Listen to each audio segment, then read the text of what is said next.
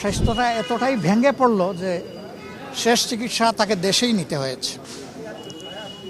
এই ক্ষেত্রে আমরা তার আত্মার মাগফিরাত কামনা করি। মহান রাব্বুল আলামিনের দরবারে দোয়া করি আল্লাহ তার বান্দির উপরে রহম করুন এবং জান্নাতের সর্বোচ্চ দরজা তাকে দান করুন।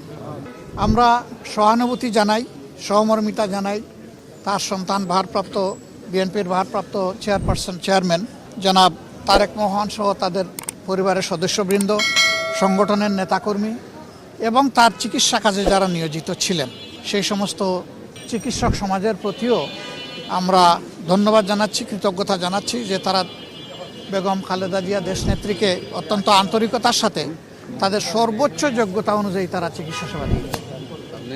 দেশ এখন একটা গুরুত্বপূর্ণ বাঁকে আছে। আগামী নির্বাচন অনুষ্ঠিত হবে একই দিনে, জাতীয় সংসদ নির্বাচন এবং গণভোট।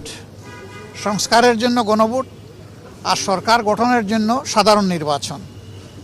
12 তারিখের এই নির্বাচন নির্বিঘ্ন হোক, সুন্দর হোক এবং গ্রহণযোগ্য হোক, আমরা এটা দোয়া করি। আজকে এই বিষয় নিয়ে আমরা আলাপ আলোচনা করেছি এবং আমরা এটাও বলেছি প্রিয় দেশের স্বার্থে অতীতে আমরা একসাথে কাজ করেছি, আগামীতেও দেশের স্বার্থে ইনশাল্লাহ আমরা একসাথে কাজ করব।